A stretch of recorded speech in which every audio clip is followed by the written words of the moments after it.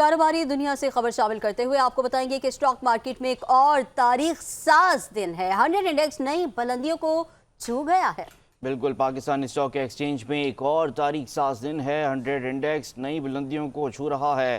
कारोबारी हफ्ते के पहले रोज़ स्टॉक मार्केट में कारोबार के आगाज़ पर ही ज़बरदस्त तेज़ी देखने में आई है। ट्रेडिंग के दौरान 800 से ज़ायद पॉइंट्स इजाफे के साथ 100 इंडेक्स 90,874 पॉइंट्स की सतह पर ट्रेड कर रहा है। गुज़िश्ता कारोबारी हफ्ते के आखिरी रोज़ स्टॉक मार्केट में 100 इंडेक्स 1000 पॉइंट्स के 47 इजाफे के साथ 89,993 की सतह पर बंद हुआ था। मज़ीद बात करने के लिए हमें ज्वाइन किया हमारे नुमाइंदे मंसूर ज़िया ने। मंसूर, बताइएगा क्या सूरत हाल देख रहे हैं आप स्टॉक मार्केट में?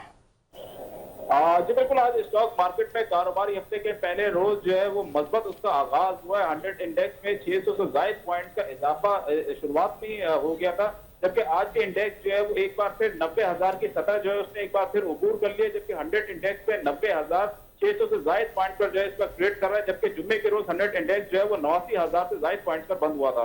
जी